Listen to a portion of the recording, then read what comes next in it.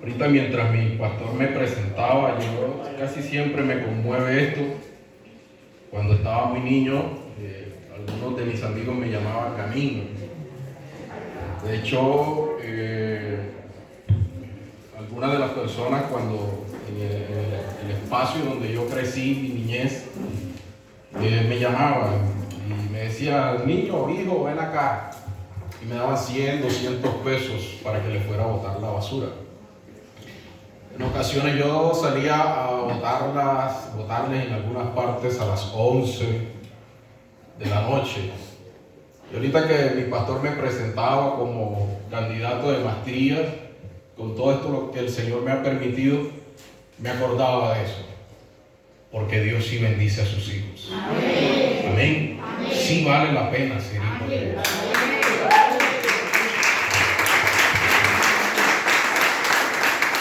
Y otra cosa, y es que dentro de la iglesia, Dios tiene una capacidad especial o le da una capacidad especial a sus hijos de ser competentes.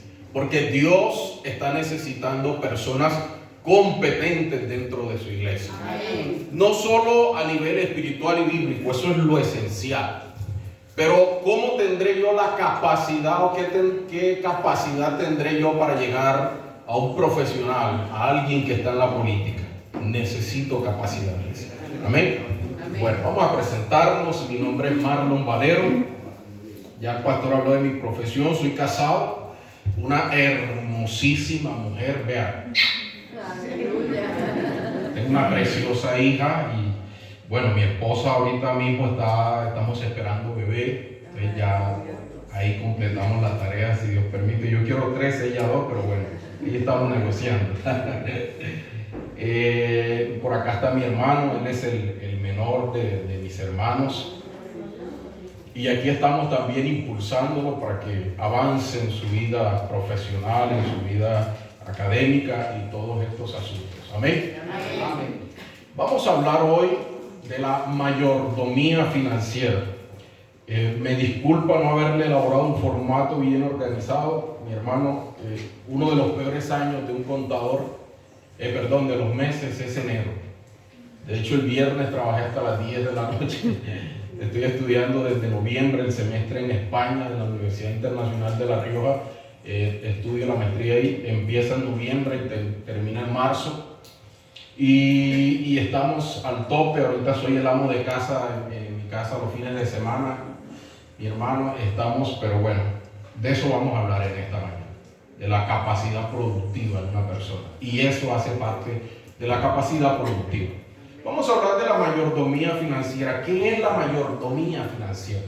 La mayordomía financiera, tal y como me lo dijo mi pastor, que debía hablar de este tema, es el arte de administrar el dinero. Hay estudios que dicen que la sociedad tiene una baja alfabetización financiera. Por ende, la mayoría de las personas tienden a golpearse contra el mundo cuando están en medio de la crisis, cuando no saben aprovechar las oportunidades de éxito, de productividad, y cuando llega un momento de recesión o momentos de crisis como la pandemia, hay personas que pierden el horizonte. Se ha dicho que el segundo factor por el cual las personas tienen problemas maritales es por el dinero. Y yo apunto específicamente a la administración del dinero. Porque en muchas ocasiones hay personas que se han descalabrado familiarmente por el hecho de no saber manejar sus finanzas. Y en esta mañana vamos a dar unos tópicos que nos ayuden a ubicarnos en esta área que es muy importante. Esta es una área transversal de los seres humanos. ¿Qué quiere decir esto? Que esto está en la vida de todo el mundo. Todo el mundo necesita financiación, todo el mundo necesita dinero, todo el mundo necesita recursos para vivir. ¿Amén? Amén. Entre esos recursos está el dinero. Entonces, habiendo dicho que la mayordomía es el arte de administrar el dinero, tendríamos que hacernos una pregunta como hijos de Dios. tengo la capacidad de administrar el dinero que Dios me ha dado la oportunidad de tener. En mi corta edad de evangelio yo he hecho un estudio. La gran mayoría de los evangélicos no saben tener dinero. 1. 2, no saben administrar dinero. Gran parte de los evangélicos casualmente en el área financiera no son testimonio ante muchas personas para decir que tiene un Dios que bendice, que tiene un Dios organizado y que tiene un Dios poderoso. No es lo mismo irle yo a predicar a un abogado en una condición precaria, sin ropa, sin calzado, sin ciertas características, con hambre, que irle a predicar estando bien presentado, teniendo una capacitación. Ahora bien, el evangelio no depende de la calidad de mi ropa. El evangelio no depende de cuánto dinero yo gane, pero de seguro que va a tener un mejor impacto cuando yo tenga una capacidad financiera. ¿Cierto que sí? Amén. Usted me imaginaría a mí bien llevado, 20 años en la misma situación, con todos los pantalones rotos y predicando. ¿Qué testimonio va a ser eso? Ahora bien, es probable que Dios nos lleve a situaciones de crisis. Es probable que Dios nos lleve a momentos donde tenemos que aprender alguna lección en cualquier área de nuestra vida y nos permita Dios estar en un momento de escasez económica. Pero una cosa es que Dios nos lleve a un escenario de escasez por algo que Él nos quiera enseñar, por algo que Él nos quiera dar. Y otra cosa es que yo vaya a un escenario de escasez por culpa mía, por perezoso, por mal administrador, por negligente, entre otras cosas. Amén. Vamos a empezar. El tema de las finanzas, vamos a poner eso. El tema de las finanzas no es un tema ajeno a Dios.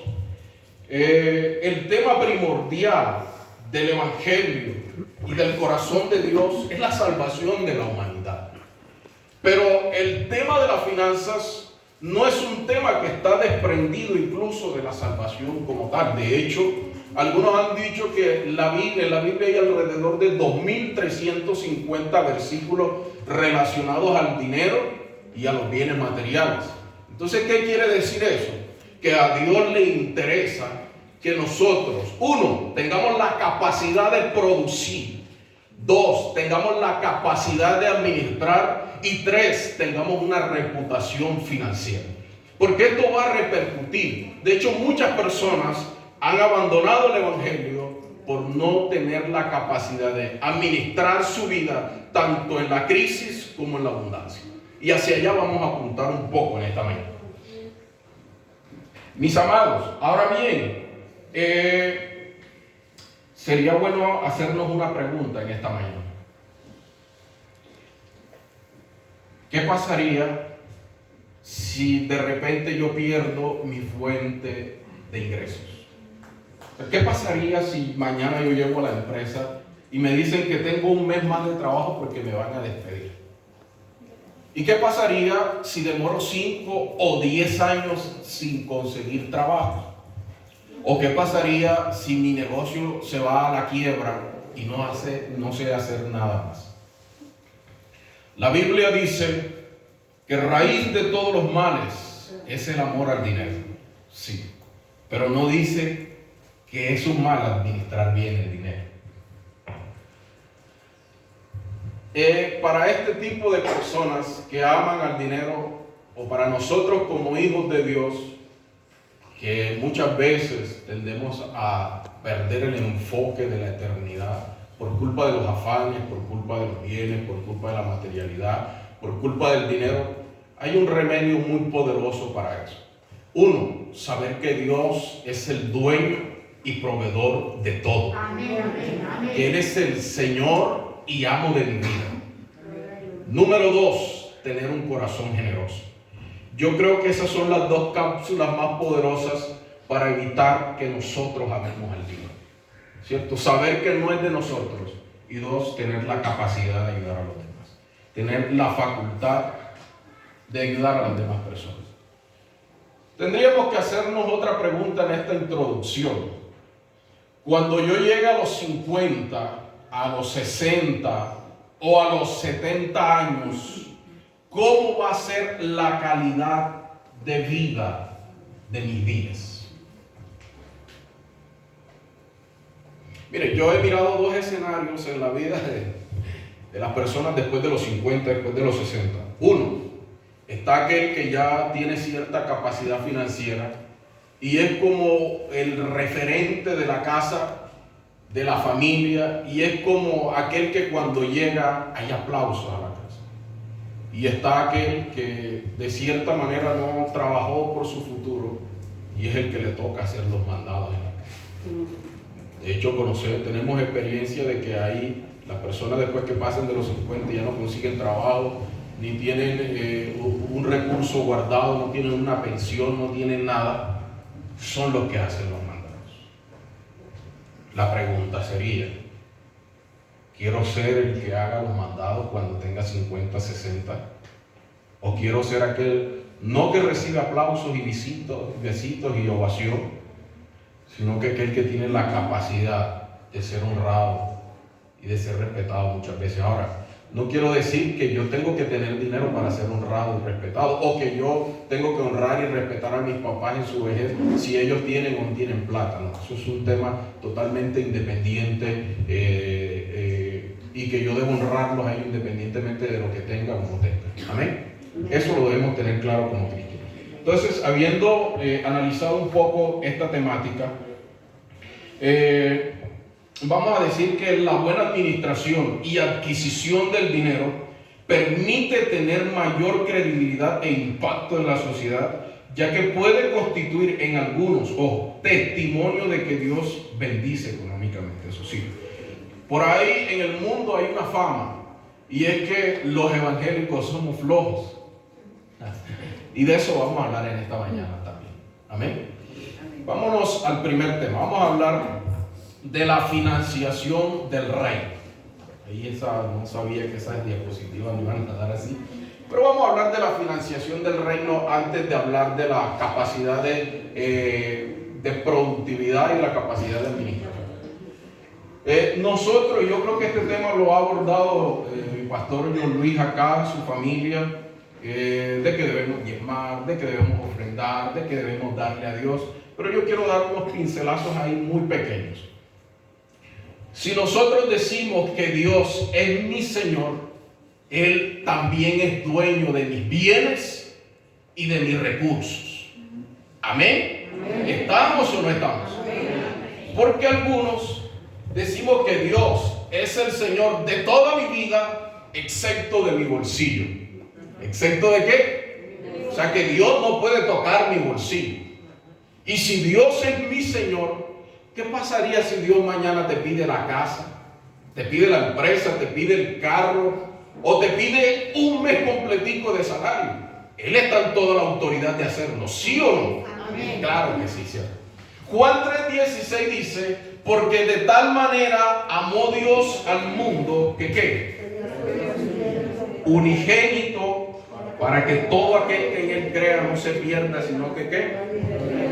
Ahora, usted me dirá, hermano, ¿y qué tiene que ver ese versículo con las finanzas? Y aquí está encerrado en este círculo más grande. Dios dio lo mejor y más valioso de sí mismo a su Hijo precioso y primogénito. Dios hubiese elaborado un bloque gigantesco de oro y pagar nuestra deuda. Dios hubiese enviado a un querubín y pagar nuestra deuda. O Dios simplemente hubiese dicho, los perdono y ya, y se pueden acercar a mí. Pero no, la Biblia dice que Dios dio, que de tal manera amó Dios al mundo, que dio ¿qué? Yo le preguntaría a usted, ¿usted daría a su hijo, a morir al menos por otro familiar suyo,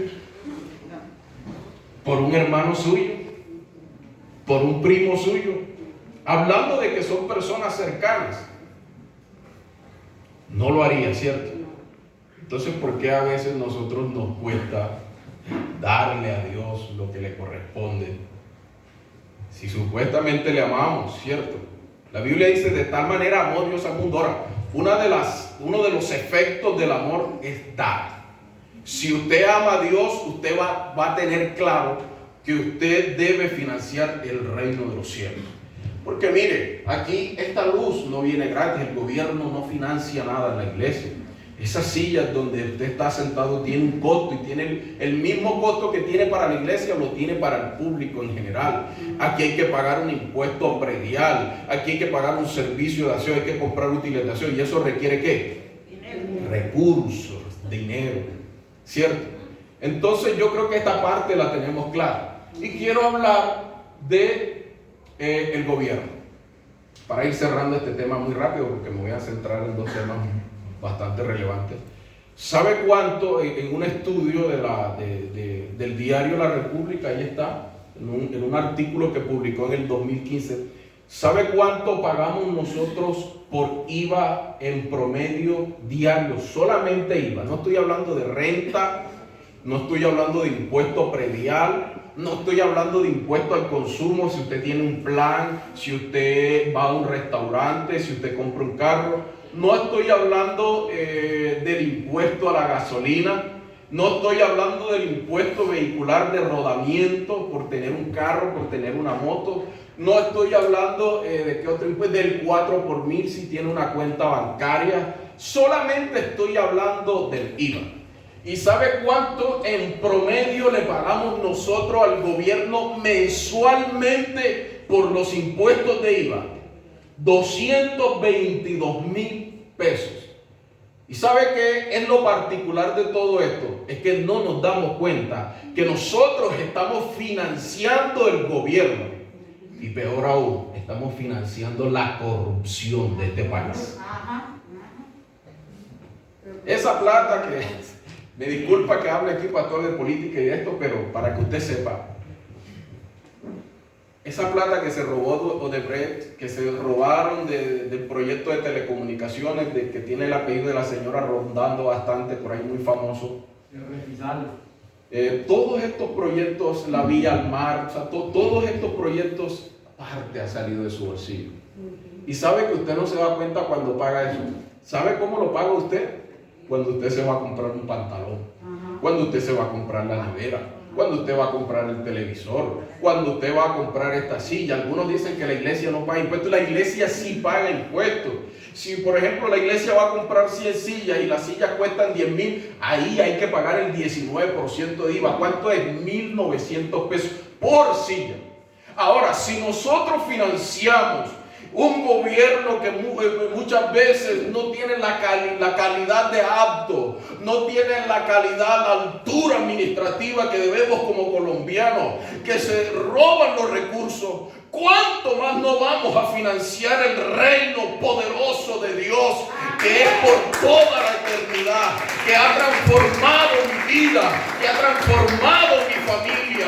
¿Cómo yo no voy a financiar el reino de aquel que entregó su vida, que entregó lo más valioso, lo más hermoso, el motor del cielo? ¿Cómo que yo voy a retener mi diezmo? ¿Cómo que yo voy a retener mi ofrenda? Si Él dio lo mejor, dio lo más valioso, lo más precioso, lo dio por mí. ¿Y cómo dentro de mi bolsillo, dentro de mi presupuesto no va a estar el reino de los cielos? Aplauda la gloria del Señor en esta mañana. Hermano, a veces no conocemos la realidad de donde vivimos, de un país que a veces no hace lo mejor con nuestros recursos.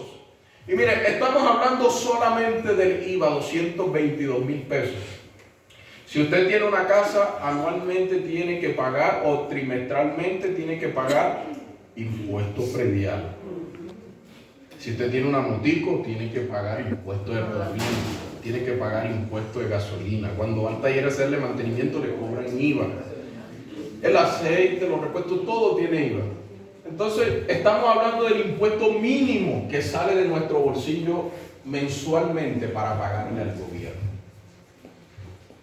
Entonces, mi hermano, si yo me gano 2 millones de pesos, 200,000 pesos es mucho para algo que tiene resultados tan trascendentales en la existencia del hombre como es el sostenimiento de la iglesia.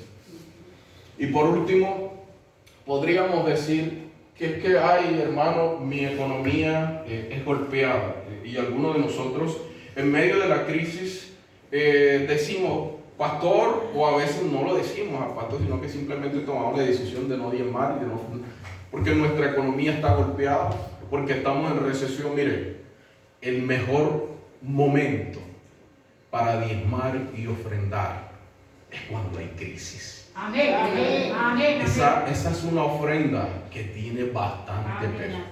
Porque cuando hay y cuando sobra, cualquiera lo puede hacer. Pero no cualquiera puede diezmar y ofrendar en medio de una crisis. Amén. Bueno, habiendo hablado de la financiación del reino, vámonos a la capacidad productiva.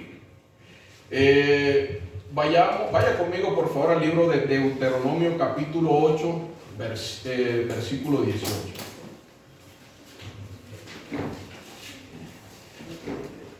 Vamos bien, mi pastor. Señor, vamos bien. Yo le digo al pastor que yo quiero ser como él.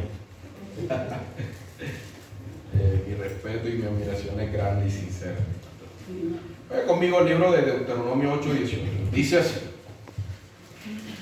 si no, acuérdate de Jehová tu Dios, porque Él te da el poder para hacer las riquezas, a fin de confirmar su pacto que juró a tus padres como en este día. ¿De qué está hablando el Señor?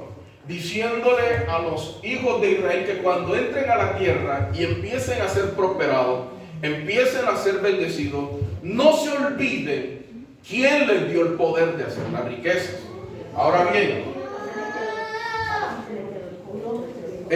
cuando hablamos de el poder de hacer las riquezas, hay una situación muy particular en este texto. Óigase bien. Y es que Dios nos da el poder de producir. Dios nos da el poder de hacer las riquezas. Pero Dios no nos da el poder para administrar esas riquezas. Y usted va a decir, hermano, ¿cómo así? Porque hay cosas que Dios las deja a nuestro criterio y a nuestro albedrío. Dios no se va a meter a decir, mira, tú te vas a ganar 5 millones de pesos y vas a hacer esto.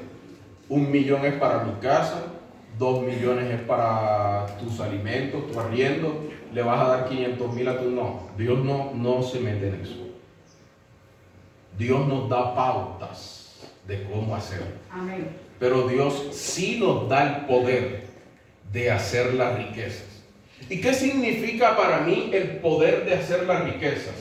Para mí el poder de hacer las riquezas es un patrimonio intangible. ¿Por qué? Porque yo siempre he hecho la comparación entre grandes personalidades y todo el mundo. Elon Musk, que es el referente mundial en economía, tiene el mismo cerebro que tengo yo. Tiene los mismos brazos que tengo yo, tiene los mismos pies, ojos, naritos. La misma estructura física que tiene él, la tengo yo. ¿Cierto? ¿Dónde radica la diferencia? Ahí es donde nos vamos a meter un poquito en esto. Dentro de ese patrimonio intangible podríamos hablar de la salud. ¿Cree usted que pudiera producir lo mismo si le faltaran sus pies, por ejemplo? No. Si le faltaran sus ojos. Si usted fuera sordo, incluso el gobierno tuvo que hacer normas para las personas que tenían condiciones reducidas. Creo que se le llama así, pastor. Limitadas. ¿Por qué? Porque las empresas no van a buscar a una persona que tenga limitaciones físicas para trabajar. Ellos necesitan una persona que esté íntegra físicamente. que tenga salud. De hecho, la mayoría de las empresas hacen exámenes de ingresos para conocer el estado de los trabajadores.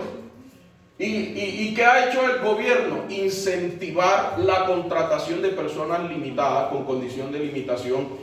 ¿Por qué razón? Porque obviamente una empresa no va a querer que una persona esté así por eso mismo, porque no le va a producir de la manera que debería. Entonces, el nosotros tener salud, el nosotros tener vigor, el tener oportunidades, el tener fuerzas, el tener el medio y el tener el entendimiento para poder producir, hace parte de ese patrimonio intangible que yo tengo. Otra de las cosas que hace parte de ese patrimonio intangible que no se puede cuantificar su valor es la familia. De hecho, cuando se trabaja en equipo en la finanza se logra un resultado mucho más fuerte y más sólido y consistente.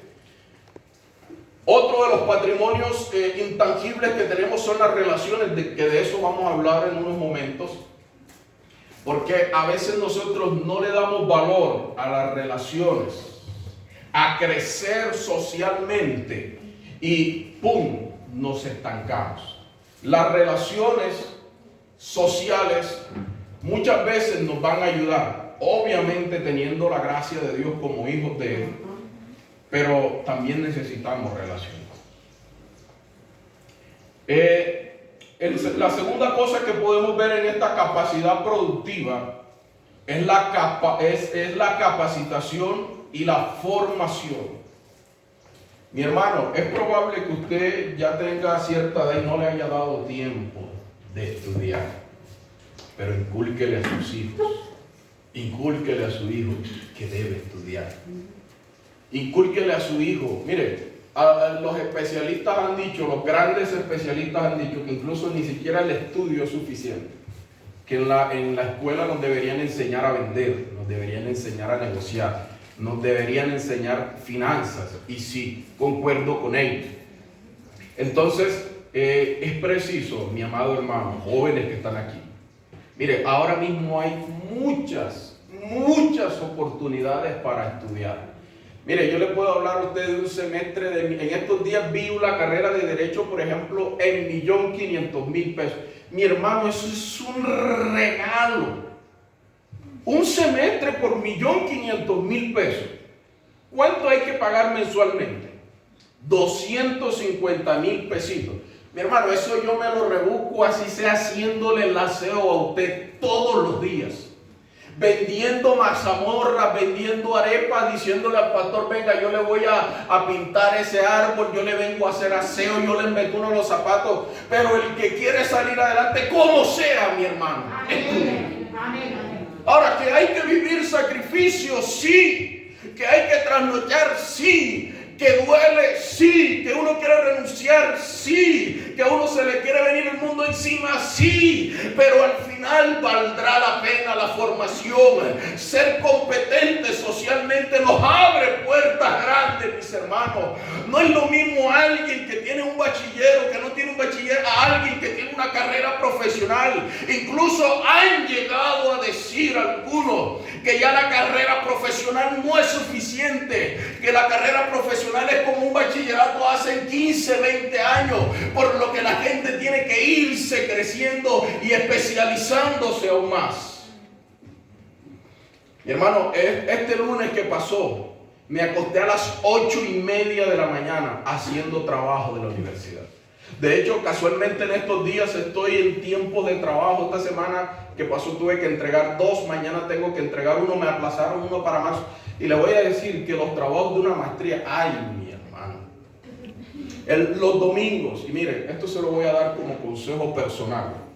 El domingo pasado me acosté a las 5 de la mañana para estar en pie a las 8:30, 9 para irme para la iglesia, porque siempre he tenido eso claro, por encima de mis estudios. Y yo trasnocho para estudiar. ¿Cómo no voy a dedicarle yo 2 horitas a mi Dios el domingo? Yo vengo después y duermo.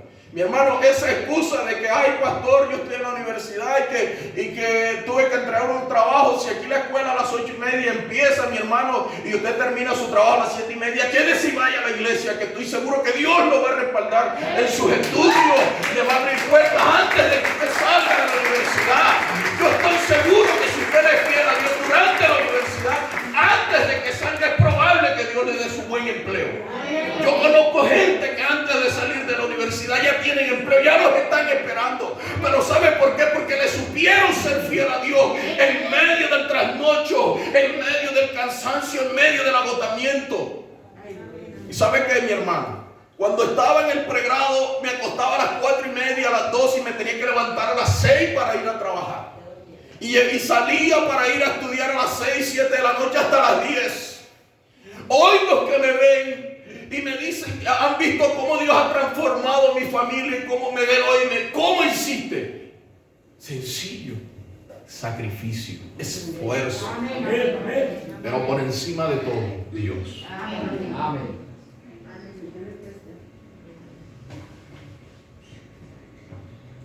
Mi hermano, la diligencia es parte importante de la capacidad productiva. Mire, si usted es perezoso, la Biblia dice que la pereza hace vestir vestidos rotos, en Proverbios. Entonces, si usted es perezoso, usted tiene que estar preparado para tener vestidos rotos, para vestir harapos y para estar más presentado. Ahora, yo no estoy diciendo que a mí me va a subir de valor como persona el que yo esté bien vestido, ni me va a hacer mejor hijo de Dios el que yo tenga plata, pero hay algo muy particular. Y es que yo casi siempre reviso estos perfiles financieros de personas que son perezosos. De hecho, en la costa, y me disculpa que si de pronto hay una diferencia con la cultura acá, en la costa el que debe proveer en la casa es el hombre. Y allá conozco 2 personas que dicen que ellos no trabajan porque deben cuidar a sus hijos, que nadie los va a cuidar mejor que ellos. Entonces yo digo, ay, está cuidando el futuro de su hija que va a entrar a una universidad en 15, 20 años. ¿Estará pensando en eso? Eso no es cuidar a un hijo, eso es hacerle un daño en la vida financiera de los hijos. Y uno siempre va a mirar estos malos ejemplos. Mi hermano, evítelas a toda costa. Evite esos malos ejemplos. Mire, ahora, en esta área productiva hay algo muy particular. Si a mí no me gustan los estudios, por lo menos debo ser emprendedor. Porque para producir tengo que ser emprendedor o estudiar, aunque estudiar también es un emprendimiento. Yo escuché de un amigo hace unos meses que él decía, Marlon, un lápiz pesa menos que una pala. Y no estoy diciendo que es deshonra trabajar con una pala, no, al contrario, pero implica más esfuerzo, es más duro. Y estoy seguro que si aquí hay alguien que trabaja en el área de la construcción, en el área operativa de la construcción, ayudante oficialmente, estoy seguro que algún día habrá pensado que quiere renunciar, porque es uno de los trabajos más duros. Mi amado, entonces, si yo no tengo la facultad para estudiar y mi cabeza no me da, porque pueda que exista, yo conozco personas que, le voy a decir así, no sirven para el estudio, me disculpa la expresión, pero son unos duros emprendiendo. Mire, yo trabajo para un señor que llegó hasta segundo de primaria y hay meses donde le quedan 150 millones de pesos de utilidad a él solo en una sociedad. 150 millones de pesos, 60. En la última liquidación que hicimos le quedaron creo que 90 millones de pesos. Entonces, yo busco para capacitarme o soy un emprendedor. Estos son los dos caminos que tengo para mi vida productiva, no hay más.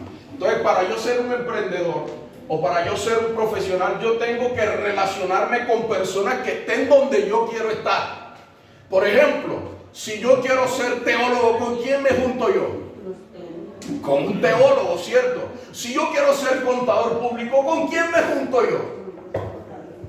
Si yo quiero ser un empresario, ¿con quién me junto yo? ¿A quién veo? A los empresarios, ¿cierto? Independientemente del capital con que yo vaya a empezar. Porque es posible que yo tenga un capital de 100,000 pesos para empezar. Y le digo, hay gente millonaria que tiene empresas grandes, que su único capital eran las ganas. No más. No más. Entonces, mi amado, mire, yo le decía a mi hermano en estos días, él está aquí. Yo le decía, para que tú puedas crecer, tienes que rodearte de personas que te ayuden a crecer. Esto no quiere decir que voy a despreciar a mis amigos con los que juego fútbol, con los que ando en la calle, con los que de pronto saco un rato para echar chistes. Bien. Pero la mayor parte de mi tiempo yo tengo que invertírsela a mis sueños. Por lo tanto, yo tengo que untarme de las personas que están donde yo quiero estar. Sean emprendedores o sean profesionales. Pero yo tengo que buscar la forma. Porque es que si yo me junto con los que son chismosos, con los que son perezosos, con los que son dormilones, con los que les gusta jugar. Mire, ahorita mismo hay una moda dentro de los jóvenes, dentro de los adolescentes. Invertir 2 o 3 horas en un videojuego. ¿Por qué no invertir 2 o 3 horas en YouTube para ver cómo se arregla un ventilador, para ver cómo se arregla una licuadora, para ver cómo se hace programación en un computador, para ver cómo se arregla, cómo se tira un techo, por ejemplo, cómo aprender albañilería? Mire, yo le aseguro a usted que si nosotros le dedicamos 2 horas de estudio a un asunto, sea video o sea lectura, 2 horas diarias, en menos de un año usted va a tener una capacidad productiva en esa área que se dedique, se lo aseguro. Pero si nos dedicamos a ver videitos, a estar todo el día en chat, a estar jugando, de hecho ayer se lo decía al hijo de un pastor, porque ellos van a tener una edad, tú vas a tener una edad para los adolescentes que están aquí, donde tienes que ir a buscar el sustento de tu familia, de tus hijos, el crecimiento personal, financiero tuyo. Y no es justo que yo le dedique 2 horas de mi vida diaria a un videojuego.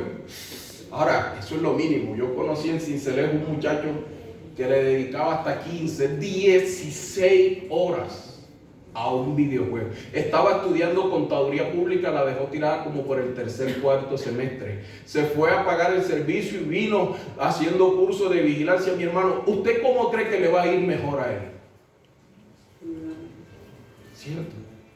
Entonces, mis amados, papá, usted que está aquí, usted que le da a su hijo su celular, que tiene 2 o 3 años, que tiene 10 y usted le deja la vida en paz cuando está metido en un viejo, le está haciendo un daño. Le está haciendo un soberbio y terrible daño a largo plazo. Que yo quiero jugar, sí, yo pues, mire, de hecho yo a veces tengo esparcimiento en el celular y le dedico 15, 20 minutos de pronto en la mañana y en la tarde, sí, está bien. Pero mi hermano, 5, 6 horas, este joven 15 horas, ¿dónde va a terminar?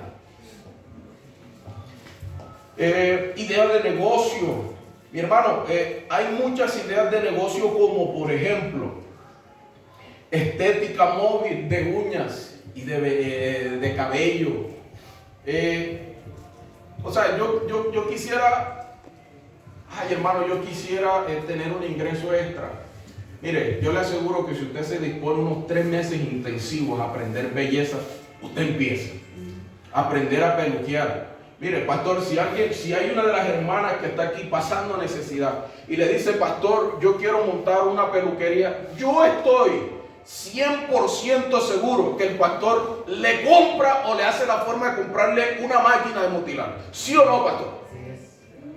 Pero venir acá, pastor, todos los meses, pastor, aquí vengo, ayúdeme. No se le puede dar el pescado, hay que enseñarle a pescar. Hay que darle el anzuelo y la capacidad de buscar ese pescado.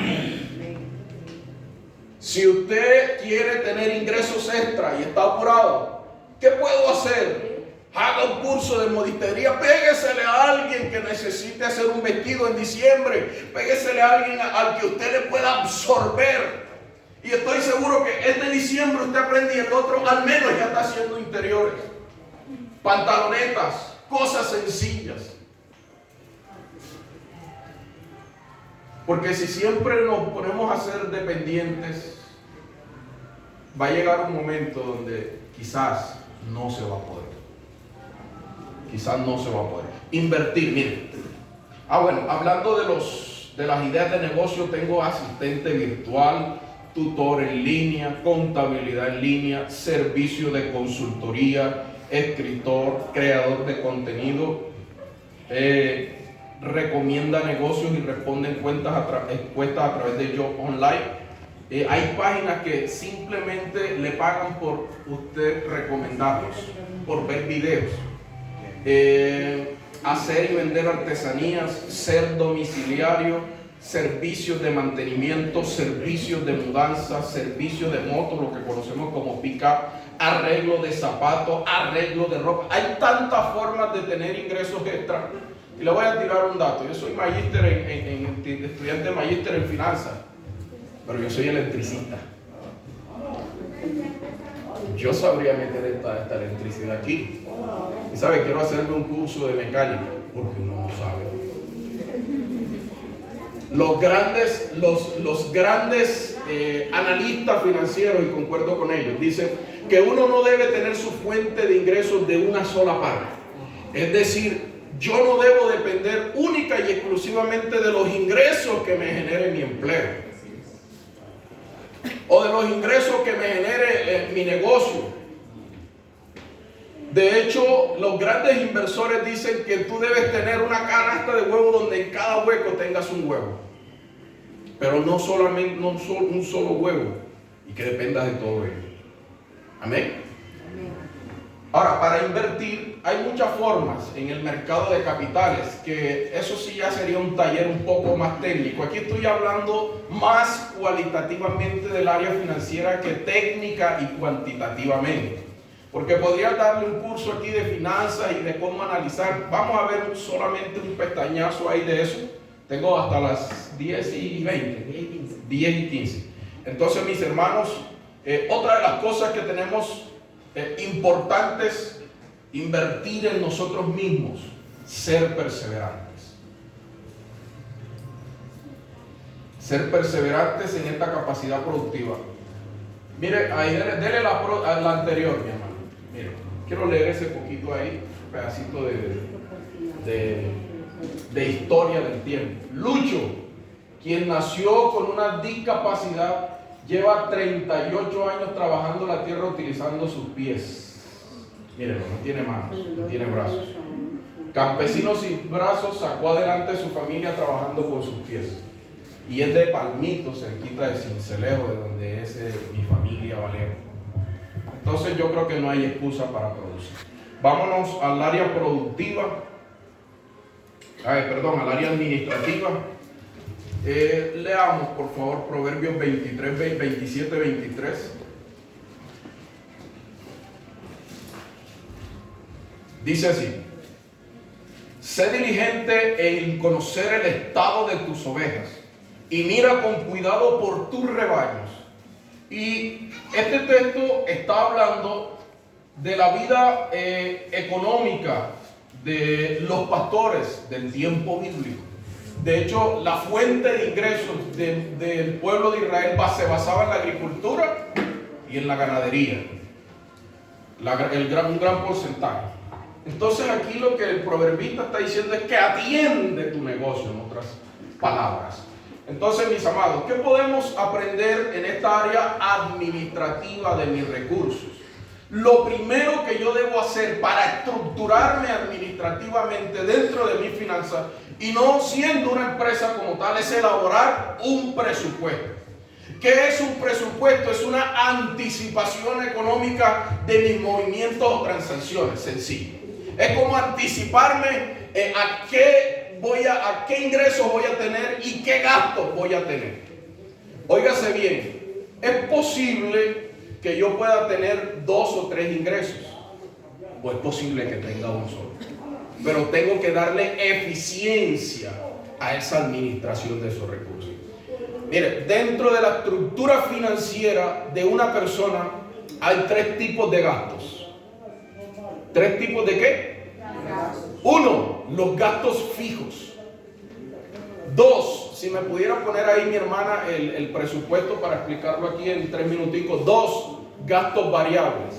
Y 3, gastos discrecionales o de caprichos, como le llamamos nosotros en el término del común. En ese presupuesto yo tengo que tener claro varias cosas. 1, qué es un ingreso, y 2, qué es gasto. A su vez, los gastos se discriminan en estos 3.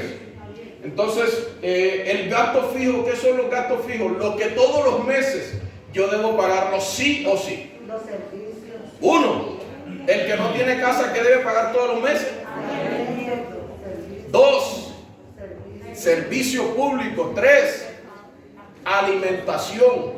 4, transporte, porque usted para ir a trabajar, sea que tenga un vehículo o sea que tenga que pagar transporte, es un gasto de todos los meses, ¿cierto que sí? Pero mire, no se olvide, ya hablamos del diezmo, ¿cierto? El diezmo no entra dentro de mis, pues yo lo llamo así, dentro de mis ingresos netos, porque el diezmo no es mío. La ofrenda no es mía. O sea, yo por ejemplo tengo 2 millones de ingresos, debo restar. Si yo doy el 10% del diezmo y el 5 de ofrenda, el 10 de ofrenda, el 20, yo voy a decir que 300,000, entonces yo realmente tengo ¿cuánto? 1.700.000 disponibles para gastar. Los especialistas decimos que se debe ahorrar al menos el 10% en la cultura latinoamericana, porque en la cultura estadounidense la gente tiene para ahorrar hasta el 30% de sus ingresos. Pero en la cultura colombiana, donde la limitación económica y financiera es bastante grande, se recomienda que antes de yo empezar a gastar, debo apartar mi ahorro. O sea que yo realmente no cuento con 1.700.000, sino con 1.537.000 pesos. Porque debo ahorrar el 10%, que son 170.000 pesos. Entonces son 1.530.000. Entonces yo realmente tengo para gastarme ¿cuánto? 1.530.000. De hecho aquí tenemos ingresos brutos, tengo 3 ingresos, diezmo y ofrendas que no me pertenecen. Realmente tengo un ingreso neto de 1.760.000. Tengo un ahorro, aquí le puse el 5% porque no me daba acá, estaba apretado ese presupuesto. Entonces mire, por ejemplo, dentro de mi presupuesto yo tengo a mis padres. Eso también hace parte de la vida financiera espiritual. Y le puede preguntar a mi esposa.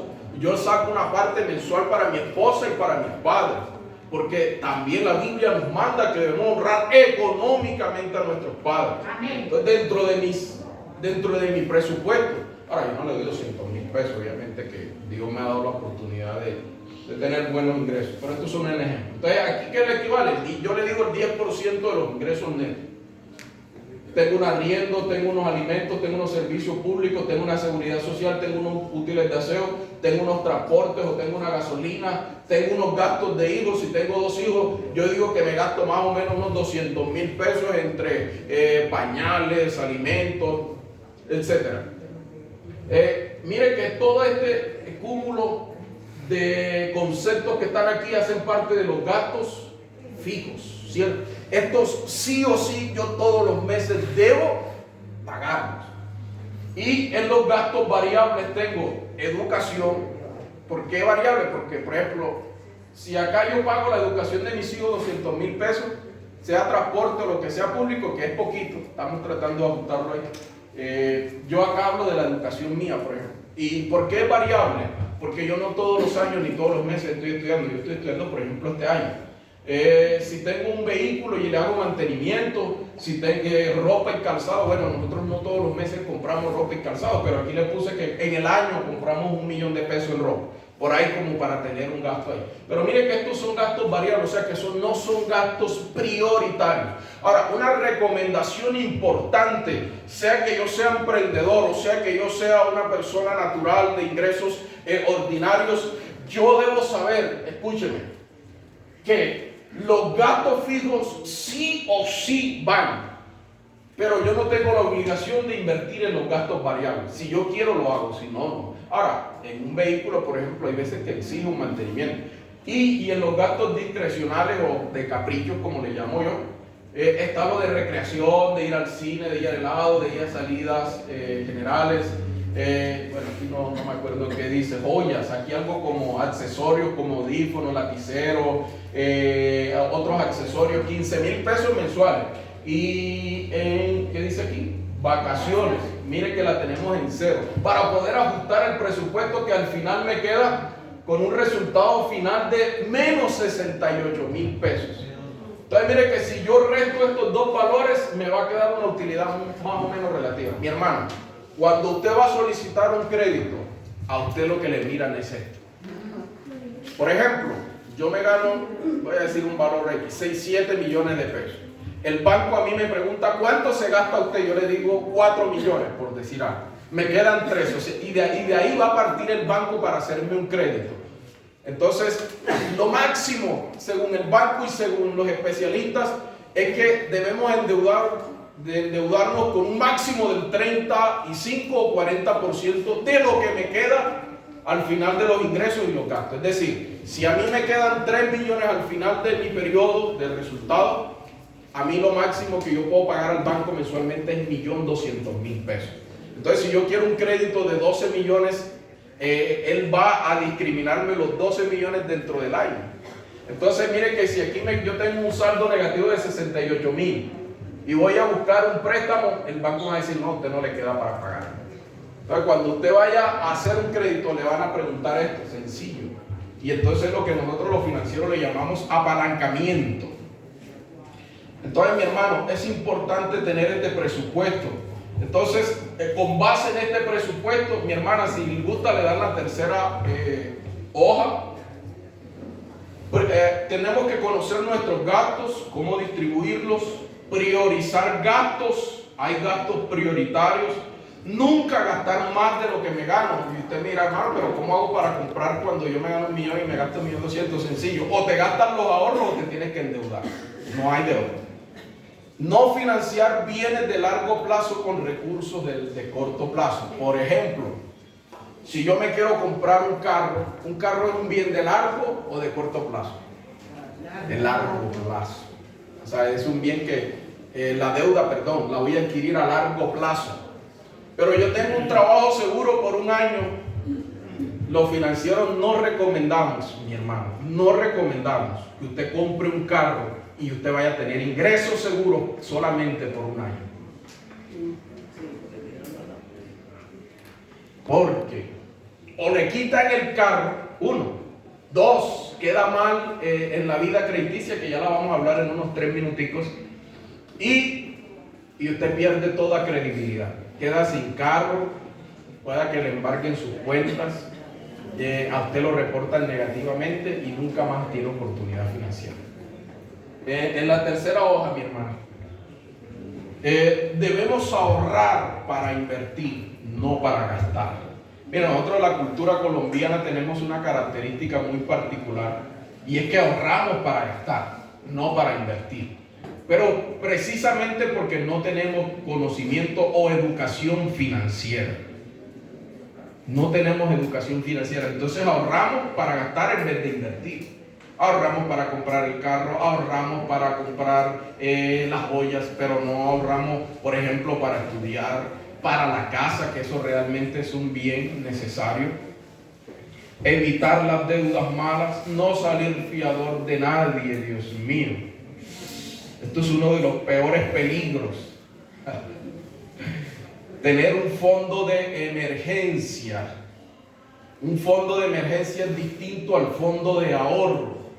porque el ahorro es el que me va a permitir a mí pues usarlo si yo quiero comprar, si quiero estudiar, pero el fondo de emergencia es el que me sirve si yo quedo sin empleo, si me enfermo, si pasa algún escenario inesperado. Vigilar los gastos hormiga. Vigile los gastos hormiga, por favor. Y por último, los gastos hormiga son esos gastos. Bueno, sí, yo asumía que más o menos. Usted va a la tienda y de repente, yo quiero comprarme un chocorramo, un yogur, y se compra una papita y ahí van 10,000 en el día. Al día siguiente o en la tarde usted va y dice, es que a mí me gustan esas medias, por ejemplo. O de repente usted está y le gustó un lujito para el carro. O de pronto usted va por la calle y alguien le dice, mira, te vendo este cuadrito, y usted realmente no lo necesita. Los gastos hormigas son esos gastos que uno los considera pequeños, pero que cuando uno los suma al final del periodo hace un hueco grande. Entonces este es el mayor peligro de la vida financiera de una persona natural como usted y como yo. El mayor peligro es el gasto hormiga. Y por último, sea maduro. Mi hermano, si su hermano tiene el carro de último modelo, tenemos que aprender a ser maduros. De que si yo no necesito un carro, ¿por qué tengo que ir a hacer competencia? Y lo último, vamos a hablar de la reputación financiera. Mire, hay muchas personas que lo están viendo a usted y están viendo su reputación financiera. Entre esos está el banco, están las empresas. Hay empresas que para contratarlo usted lo revisan, creo que es en la SANLAF. Y si usted tiene deuda, no lo contratan porque dicen, este es mala persona. Entonces, cuide su puntaje crediticio. Mi hermano, si usted está pagando arriendo por una casa y usted tiene un buen puntaje crediticio, le aseguro que usted va a dejar de pagar un arriendo y ya va a empezar a pagar su casa. Pero con esto sí ya es como un comportamiento más técnico del que tenemos que vigilar, ¿cierto? ¿Cómo calcular si puedo comprar o no mi casa? Revisar mi capacidad de endeudamiento. Salga bien de sus trabajos. Mire, la reputación financiera es eso también. Hay veces que, y sobre todo como evangélicos, yo conozco varios evangélicos que terminan mal en sus empleos. Y eso que es reputación financiera mala, porque por ejemplo, si yo lo conozco y a mí me dicen, mira, yo necesito por ejemplo un auxiliar contable y trabajo conmigo, yo no te lo recomiendo. Eso también es reputación financiera. O sea, si yo no soy emprendedor y soy trabajador, mi reputación financiera se basa también en si yo tengo una diferencia con mi empleador y voy al Ministerio de Trabajo, cualquier empresa se va a dar cuenta que yo demandé a mi empleador anterior y ¡pum! Eso es un punto negro para contratar. O sea, no me van a tener en cuenta. Sea competente en su trabajo. Invierta en relaciones financieras y no sea tímido. Y quiero terminar con las relaciones financieras. Mire, a veces nosotros llamamos a los amigos cuando necesitamos un favor. Inviértale un regalo a su amigo. Cómprele un detalle. Cómprele una colonia. Cómprele una camisa. Si usted tiene ingresos bajos, cómprele una camisa. Y sorpréndale. Lléguele, mira, aquí te traje este detalle. Pero llamarlo solamente cuando yo necesito que me ayude. Peligro. Y otra de las cosas que me ayuda a mí a tener relaciones financieras sólidas es yo tener temas de relevancia para hablar. Miren, los grandes emprendedores y los grandes profesionales les gusta hablar con personas de idea y con personas de conocimiento. Si usted va y le dice, mira, es que yo, y no quiero demeritar ninguna actividad con esto, mira, lo que pasa es que yo cuando voy por la calle voy pateando piedrecitas y cada raya que voy pasando yo no la paso. No, a las grandes mentes les gusta hablar de ideas, de negocio. Les gusta a los profesionales, les gusta hablar de términos, de ciencia, de investigación, de estudio, de avance. Entonces, en esto consiste la reputación financiera. Póngase de pie, vamos a orar.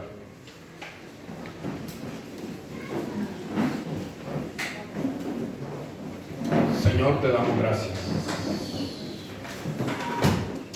Gracias, Señor, por tu palabra. Pedimos que nos ayudes. Ayúdame a ser un buen administrador, un buen mayordomo de ese recurso que muchos de nosotros a veces no sabemos manejar. Señor, ayúdanos a que cuando tengamos inconvenientes podamos pedir consejos, podamos ser orientados. Señor,